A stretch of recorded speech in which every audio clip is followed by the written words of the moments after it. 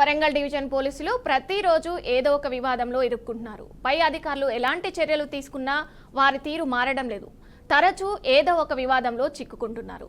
తమ స్టేషన్ పరిధితో పాటు హద్దులు దాటి మరీ వరంగల్ తూర్పులోని ముఖ్య నేతలకు బందోబస్తుగా వెళ్లడంపై దుమారం రేపుతుంది. గతంలో స్టేషన్ గణపూర్లోని ఆలయానికి వెళ్లిన మాజీ ఎమ్మెల్సీ కొండ మురళికి ఎస్కార్ట్గా వ్యవహరించిన మిల్స్ కాలనీ సిఐ మల్లయ్యను ఇటీవలే ఐజీ కార్యాలయానికి అటాచ్ చేశారు.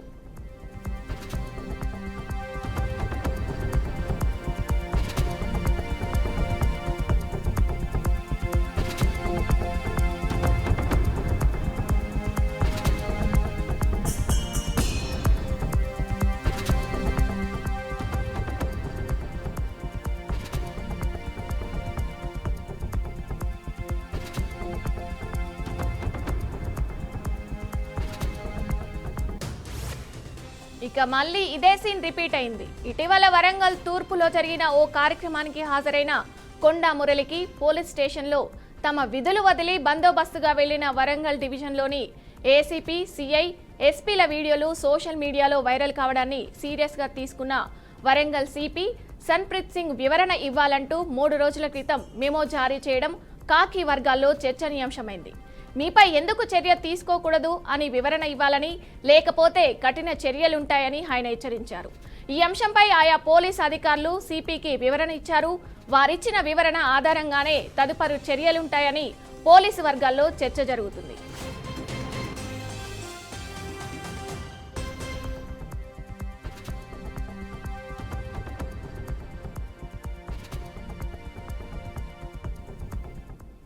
ఇక తాజాగా ఇవాళ రాహుల్ గాంధీ బర్త్డే వేడుకల్లో కొండ పాల్గొన్నారు.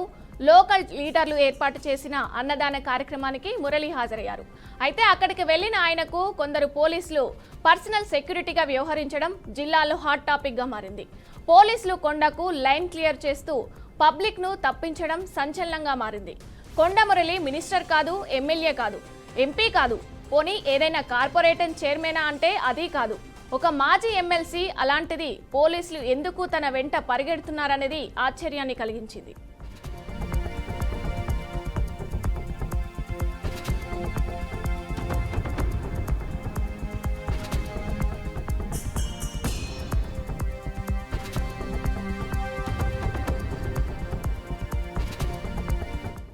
ఇక ఇదే అంశంపై 4 రోజుల కిందట కమిషనర్ మెమోలు జారీ చేసినా కూడా మారని పోలీసుల తీరు మాత్రం మారడం లేదు. ఈరోజు వరంగల్ తూర్పు నియోజకవర్గంలో మరొకసారి కొండ మురళికి పర్సనల్ బాడీగార్డ్ లాగా వ్యవహరించిన వరంగల్ పోలీస్ తీరుపై స్థానికులు గుసగుసలాడుకుంటున్నారు.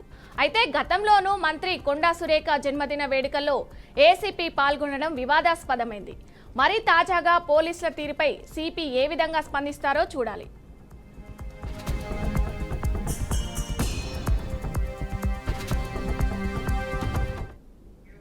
ఇదే అంశానికి సంబంధించి మరింత సమాచారం మా ప్రతినిధి సాల్మన్ అందిస్తారు. సాల్మన్,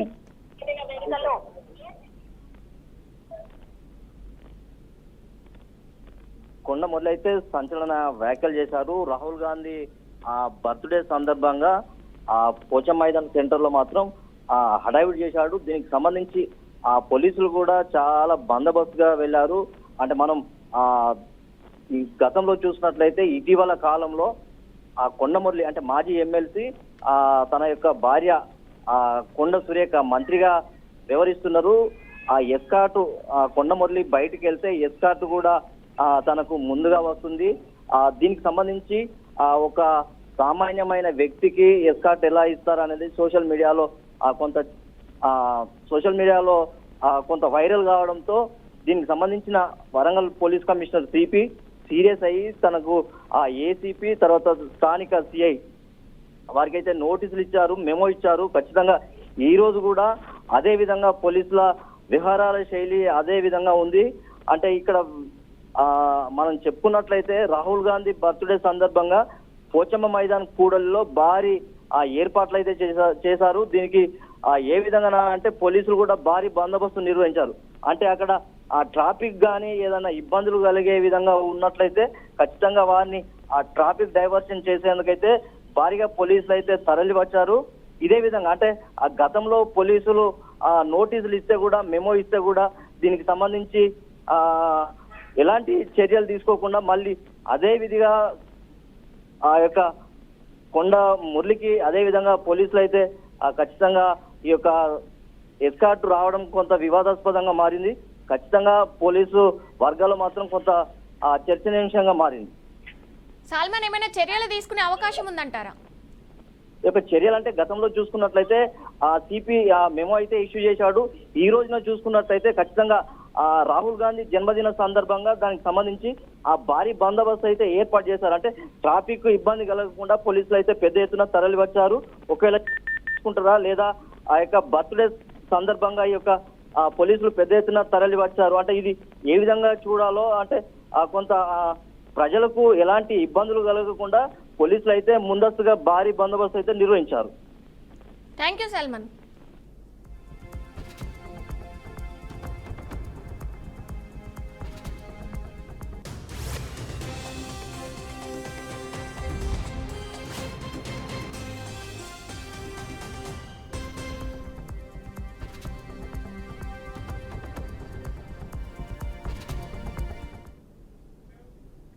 విశాఖలో అంతర్జాతీయ యోగా దినోత్సవం విజయవంతం చేయాలని మంత్రి కందుల దుర్గేష్ కోరారు. ఎమ్మెల్యే రమేష్ బాబు, కూటమి నాయకులు, ప్రభుత్వ అధికారులతో సమీక్ష సమావేశం నిర్వహించారు. యోగా డే రోజు అనుసరించాల్సిన విధి విధానాలపై అధికారులకు తగు సూచనలు చేశారు.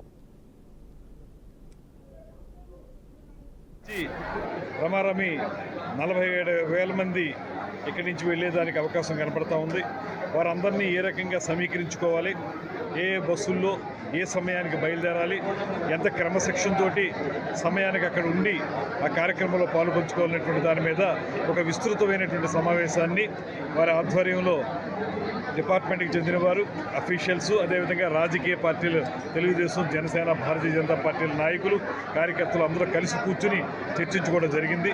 ఇదంతా కూడా ఒక స్మూత్గా ఈ కార్యక్రమం జరగాలనేటువంటి ఆలోచనతో సజావుగా అందరూ కూడా అనుకున్న లక్ష్యాన్ని చేరుకునే విధంగా ఈ సమావేశం జరుగుతూ ఉంది. చూస్తూ ఉన్నాం. సూక్ష్మ ప్రణాళికను కూడా చేసుకున్నారు. ఎన్ని బస్సులు, దానికి ఇన్ఛార్జీలు ఎవరు, ఎంతమంది ఉండాలి, వారి భోజన సదుపాయాలు ఏమిటి, ఏ సమయానికి అక్కడ చేరుకోవాలి, తిరిగి ఏ సమయానికి వెనక్కి రావాలి, పార్కింగ్ ప్లేసెస్ ఎక్కడ ఉన్నాయి, ఆ పార్కింగ్ ప్లేసెస్లో బస్సులు పెట్టుకుంటే మళ్ళీ తిరిగి వెళ్ళేటప్పుడు ఆ బస్సులు చేరుకోవడం ఎలాగా, ఇలాంటి అన్ని అంశాల మీద కూడా చాలా సూక్ష్మ ప్రణాళికని వారు తయారు చేసుకోవడం జరిగింది. దీని ప్రకారం ఖచ్చితంగా రేపు జరిగేటువంటి కార్యక్రమానికి ముందుగానే నేను రేపు ఒక మాక్ డ్రిల్ కూడా, అంటే మాక్ రిహార్సల్ లాంటిది కూడా చేయాలనేటువంటి ఆలోచన కూడా చేస్తా ఉన్నారు. ఏపీ మాజీ సీఎం వైఎస్ జగన్ సత్తెనపల్లి పర్యటనపై మంత్రి పయ్యావుల కేశవ్ తీవ్ర విమర్శలు చేశారు. అరాచకవాదులను వెంటబెట్టుకొని భయానక వాతావరణం సృష్టిస్తున్నారని ఆగ్రహం వ్యక్తం చేశారు. రాజారెడ్డి రాజ్యాంగం అమలు చేస్తామంటూ ఫ్లెక్సీలే పెడుతున్నారని మంత్రి ఆరోపించారు. ఈ క్రమంలో గత 5 ఏళ్ల అరాచక పాలనను తప్ప ప్రజలు రఫా నరికేశారని మంత్రి పయ్యావుల పేర్కొన్నారు. ఇక నిన్నటికి నిన్న నాగమల్లేశ్వరరావు గారి పేరు మీద చనిపోయిన సంవత్సరం తర్వాత విగ్రహ ప్రతిష్ఠ కోసం మీరు ఏదో వచ్చాము అని చెప్పి 2 చనిపోయారు మీ పార్టీ వాళ్ళు. కనీసం బండాపి నిలబడి వాళ్ళ పరిస్థితి ఏందని పలకరించావా? కర్కశ హృదయం మీది. ఒక్క సెకండ్ కూడా ఎవరు మీ వాళ్ళు ఆపలా. అతను కింద పడితే ఎత్తి అతను ఆడ రోడ్ డివైడర్ మీద పడేసి వెళ్ళిపోయారు. మళ్ళీ మా ప్రభుత్వం అతను 108 సర్వీసెస్ పంపించి హాస్పిటల్కి చేర్చింది, కానీ ప్రాణం పోయింది. 2 ప్రాణం పోతే కనీసం వాళ్ళని ఏంటి అనేటువంటి పరామర్శించేటువంటి ఓపిక లేదు. కానీ సంవత్సర క్రితం చనిపోయినటువంటి అదేంటి మళ్ళీ మా పాపం అంట, పోలీసులు బెదిరించారంట. ఎవరయ్యా గవర్నమెంట్లో ఉన్నది ఆ రోజున? ఎఫ్ఐఆర్ పెట్టిన రోజున గవర్నమెంట్లో ఉన్నది ఎవరు? జగన్మోహన్ రెడ్డి గారు. ద ఎఫ్ఐఆర్ కాపీ ఇది 5/7/2024. జగన్మోహన్ రెడ్డి గారే ఆపద్ధర్మ ముఖ్యమంత్రి. కౌంటింగ్ రోజు, కౌంటింగ్ తర్వాత రోజు జరిగినటువంటి సంఘటనలు ఇవన్నీ కూడా. బెట్టింగ్ కట్టాడు, బెట్టింగ్లో డబ్బులు ఊర్లో వాళ్ళందరూ వచ్చి ఆయన మీద తిరుగుబాటు ఏదో చేస్తే ఒకరు మీద ఒకరు పోయి పోలీస్ స్టేషన్లో కంప్లైంట్లు ఇచ్చుకున్నారు. మీ ప్రభుత్వంలో నువ్వు ముఖ్యమంత్రిగా ఉండగా జరిగినటువంటి సంఘటనలకి మేం బాధ్యులమా? మాకేం సంబంధం? నీకు అంత సంవత్సరం తర్వాత విగ్రహాన్ని పెట్టి ప్రేమను కనపరుస్తా ఉన్నావు. మరి సొంత బాబాయ్ కుటుంబాన్ని పరామర్శించలేకపోయావు. 5 ఏళ్ళు 6 ఏళ్ళు అయిపోయినా. విగ్రహాల పేరుతో పర్యటనలు చేసినటువంటి చరిత్ర మనకుంది కదా. ఈ రాష్ట్రం మొత్తం మీద విగ్రహాలు పెట్టే పేరుతో రాజకీయం చేసినటువంటి చరిత్ర మనకున్నప్పుడు ఖమ్మం జిల్లా వైరాలో అక్రమంగా తరలిస్తున్న రేషన్ బియ్యాన్ని పోలీసులు పట్టుకున్నారు. సుమారు 150 క్వింటాల బియ్యం బస్తాలను సీజ్ చేశారు. వాటి విలువ 5 లక్షల రూపాయలు ఉంటుందని అధికారులు తెలిపారు. పక్కా సమాచారంతో పోలీసులు చెక్పోస్ట్ దగ్గర తనిఖీలు చేస్తుండగా రేషన్ బియ్యంతో ఉన్న లారీని పట్టుకున్నామని ఎస్ఐ రామారావు తెలిపారు. నిందితుల్ని అదుపులోకి తీసుకొని కేసు నమోదు చేసి దర్యాప్తు చేస్తున్నామని వెల్లడించారు.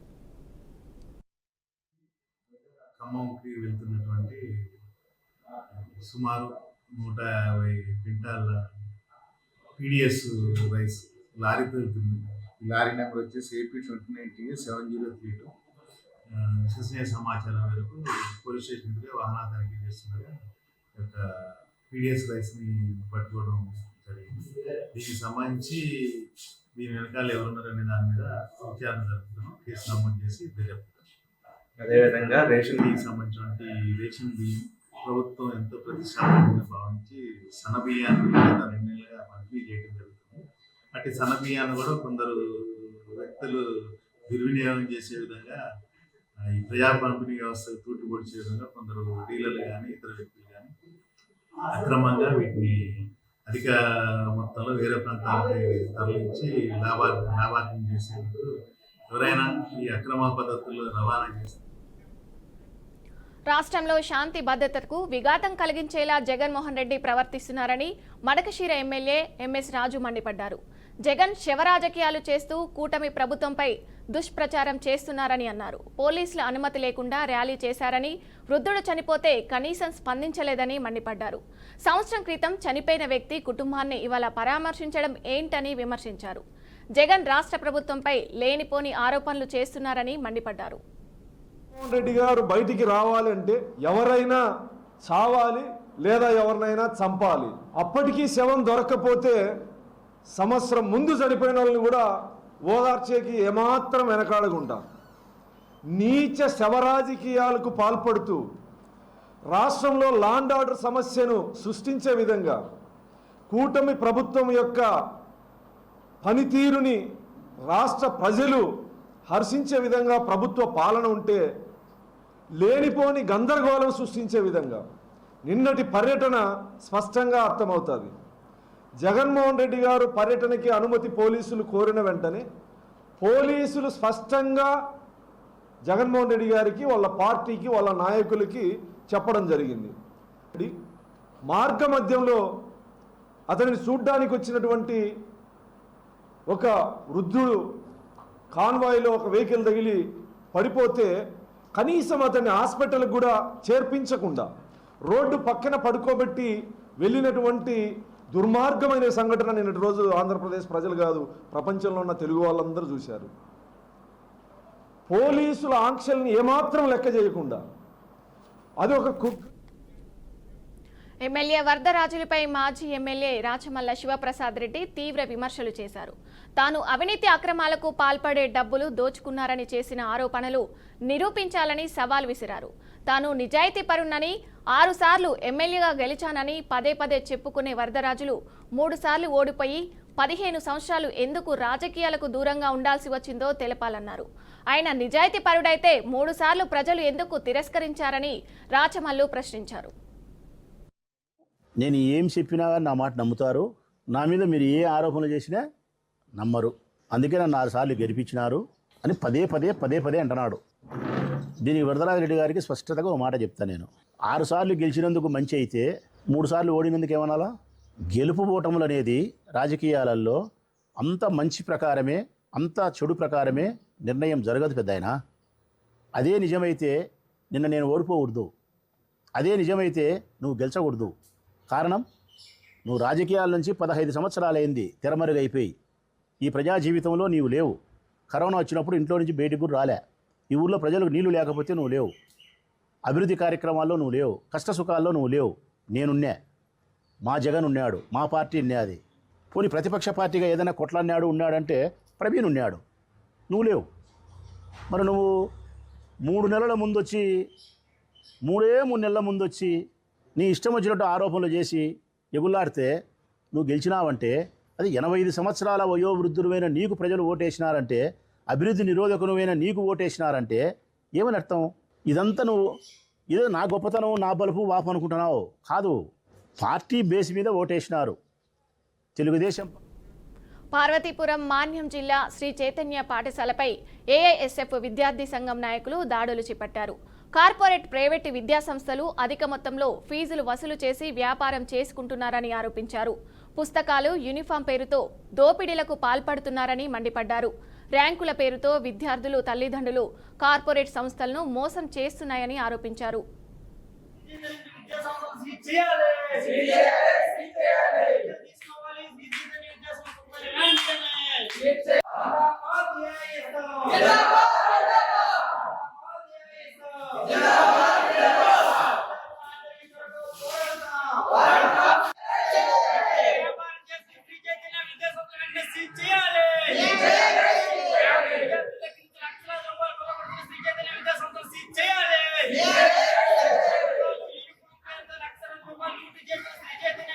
ఈ రోజు చూస్తామంటే కార్పొరేట్ ప్రైవేట్ విద్యా సంస్థల్లో విద్యను వ్యాపారం చేస్తా ఉన్నారు. ఈ రోజు అధిక మోతాదులో పుస్తకాలు, యూనిఫామ్ పేరుతో భారీ మోతాదులో ఫీజు వసూలు చేస్తా ఉన్నారు. అలాగే నిన్నటి రోజున విజయవాడ నగరంలో ఏఎస్ఎఫ్ ఆధ్వర్యంలో శ్రీ చైతన్య విద్యా సంస్థల్లో ఉన్న పుస్తకాలని సీజ్ చేయాలని చెప్పేసి ఆర్ఐ గారికి మిగతా అధికారులకి కంప్లైంట్ చేసినప్పటికీ కూడా ఈ రోజు పోలీసు వ్యవస్థ అనేది ఏఎస్ఎఫ్ నాయకుల పైన అంటే దాడి చేయడం అనేది ఏమైనా చర్యగా భావిస్తా ఉన్నాం. ఏదైతే శ్రీ చైతన్య విద్యా సంస్థలు అక్రమంగా పుస్తకాలు, యూనిఫామ్ ఇట్లాంటి పేరుతో భారీ మోతాదులో డబ్బులు వసూలు చేస్తా ఉన్నారు. అలాగే ఈ రోజు ఎక్కడో వచ్చిన ర్యాంకుల్లో కూడా ఈ రోజు నారాయణ గాని, శ్రీ చైతన్య గాని, భాష్యం గాని అందరూ కూడా 1 అని చెప్పేసి ర్యాంకులు ముద్రించుకొని ఈ రోజు విద్యార్థుల తల్లిదండ్రులు మోసపూరితంగా చేసే పరిస్థితి ఈ రోజు కనిపిస్తా ఉంది. అలాగే ఈ జిల్లాలో కూడా అనేక మార్లు విద్యాశాఖ అధికారులకి ఇలా పుస్తకాలు, యూనిఫామ్ అమ్ముతున్నామని చెప్పేసి అనేక మార్లు చెప్పినప్పటికీ కూడా కనీసం నిమ్మకి నీరెత్తినట్టు వ్యవహరించడం చాలా బాధాకరమైన విషయం. ఖచ్చితంగా ఇన్ఛార్జి డిఈఓగా ఉన్న ఈ రోజు ఏఐఎస్ఎఫ్ ఆధ్వర్యంలో రాష్ట్ర వ్యాప్తంగా ఏదైతే విద్యను అంగడి సరుకులా మారుస్తున్నటువంటి శ్రీ చైతన్య విద్యా సంస్థలో పుస్తకాలు, యూనిఫామ్ పేరుతో వేలాది రూపాయల ధనార్జనే ధ్యేయంగా లక్ష్యంగా తీసుకుని ఈ రోజు జిల్లాలో ఉన్నటువంటి శ్రీ చైతన్య విద్యా సంస్థలు పుస్తకాలు, అలాగే బట్టలు, అలాగే ముడి సరుకులు అన్నింటిని కూడా అమ్మడం అనేది అత్యంత హేయమైన చర్య. ఎందుకంటే విద్యార్థులందరూ కూడా మంచి చదువులు చదువుకోవాలి. విద్యా హక్కుల చట్టం 2009 ప్రకారం విద్యార్థులకు మంచి నాణ్యమైన విద్య అందించాలని చెప్పేసి ఈ విద్యా హక్కుల చట్టం చెప్తుంటే ఈ విద్యా సంస్థలు వేలాది రూపాయలు ఫీజులు తీసుకొని విద్యార్థులకు న్యాయమైన విద్య అందించడం లేదు. ఎక్కడో దేశంలో ఎక్కడో ఒక ర్యాంక్ వస్తే ఆ ర్యాంకుల మొత్తం మీద ఈ దేశం మొత్తం ప్రచారం చేసి విద్యార్థుల దగ్గర నుంచి పుస్తకాలు, యూనిఫామ్, అలాగే బిల్డింగ్ ఫండ్, అలాగే ట్యూషన్ ఫీజు, అనేకమైనటువంటి పరీక్ష ఫీజు, అనేకమైన ఫీజులతో రన్ చేస్తూ విద్యార్థులు నిలువెల్లా మోసం చేస్తున్న శ్రీ చైతన్య విద్యా సంస్థల్ని సీజ్ చేయాలని చెప్పేసి వాళ్ళ మారులుగా ఏఐతో అనేక కార్యక్రమాలు చేయడం జరిగింది. కానీ ఇక్కడ ఉన్నటువంటి విద్యాశాఖ అధికారులు, డిఈఓ గాని, ఎంఈఓ గాని ఇప్పటికీ పుస్తకాలు దించి అరగంట సేపు అవుతుంది. కాల్ చేసినా సరే పట్టించుకోని పరిస్థితి. మహబూబాబాద్ జిల్లా ఇనుగుర్తి మండలం పాతతండ గ్రామ పంచాయతీలో గిరిజన రైతులు తీవ్ర నిరసన వ్యక్తం చేశారు. తమకు హక్కు పత్రాలు ఉన్నప్పటికీ పోడు భూముల్లో కందకం తవ్వుతున్న అటవీశాఖ అధికారులను అడ్డుకున్నారు. దశాబ్దాలుగా సాగు చేసుకుంటున్న తమ పోడు భూముల్లో అక్రమంగా జేసీబీలతో కందకం తవ్వకాన్ని గిరిజనులు వ్యతిరేకించారు. ప్రభుత్వ సంక్షేమ పథకాల ప్రయోజనాలు పొందుతూ బ్యాంకుల నుంచి రుణాలు తీసుకుంటూ జీవనోపాధిగా ఈ భూములను సాగు చేసుకుంటున్నట్లు తెలిపారు.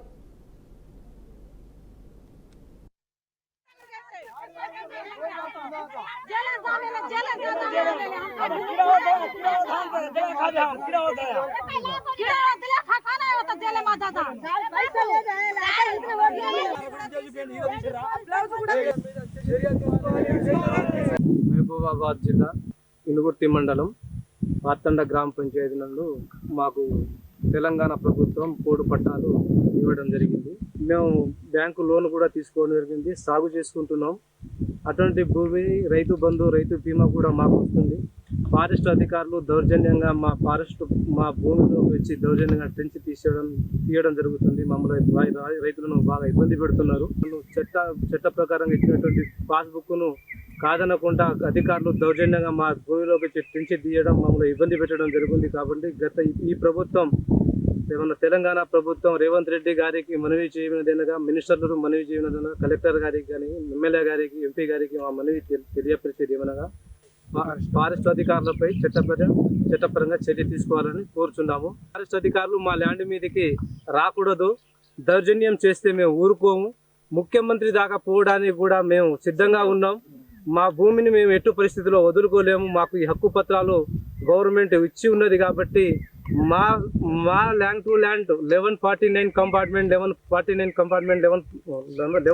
కంపార్ట్మెంట్ వరకు మేము ఉన్నాం. మా భూమిలో మేము ఉన్నాం. మీ ఫారెస్ట్ భూమిలో ఉంటే మీ ఫారెస్ట్ భూమిని గుర్తించి మీరు తీసుకోగలరు. కానీ ఇంగుర్తి మండలం మన మహిబాద్ జిల్లా మేము తండ కింద ఉన్నాం సార్. ఉమ్ముల తండ మాది. అయితే మేము ఇక 30 సంవత్సరం కానించి ఉమ్ముల సార్ ఉన్న కానించి మేము చేస్తున్నాం. వాళ్ళ కొంత కొట్టాడుకున్నాం. మేము పేసులు వేసినాం, మొక్కజొన్న వేసినాం, శనగలు వేసినాం. ఇప్పుడు వచ్చి ఫారెస్ట్ వాళ్ళు వచ్చి మమ్మల్ని పోలీసులను తీసుకువచ్చి కుబులింతో మా కోడలి పిల్లలు కొట్టిరు సార్.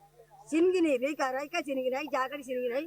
ఇలా మన జారస్ దాకా గుంజీరు సార్. ఇగో ఇది మేము చేసుకుంటాం. ఇలా కళ్ళంటారు.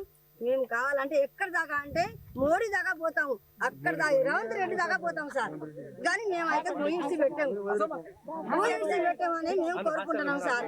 మాకు లేదు, ఉన్నది తల ఒక ఎకరం ఉంటుందేమో. మేము మాత్రం రైతు బంధు వచ్చినాయి సార్. ఇవి మన రైతు బంధు వచ్చినాయి సార్.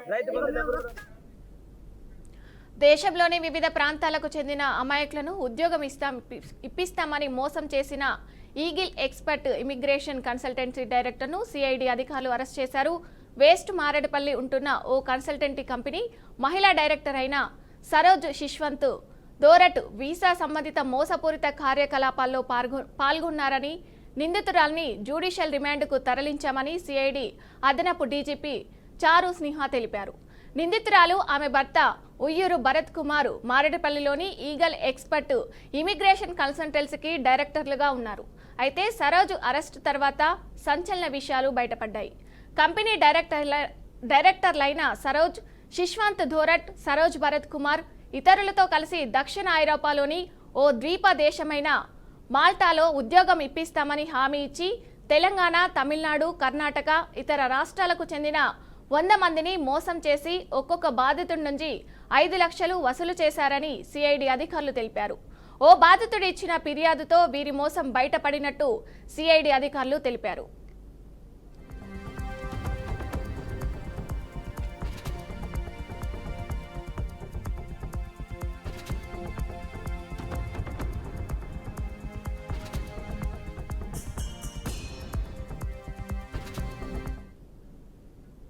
భర్తపై భార్య అత్యాయత్నం చేసిన ఘటన హైదరాబాద్ బండ్లగూడలో చోటు చేసుకుంది.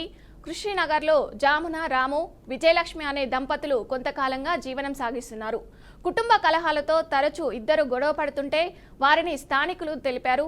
దీంతో భార్య, చెల్లెలు, తమ్ముళ్లు దాదాపు 10 మందితో కలిసి భర్తపై దాడి చేశారు. వెంటనే బాధితులను కుటుంబ సభ్యులు ఆసుపత్రికి తరలించారు. ఘటనపై కేసు నమోదు చేసి దర్యాప్తు చేస్తున్నట్లు పోలీసులు వెల్లడించారు.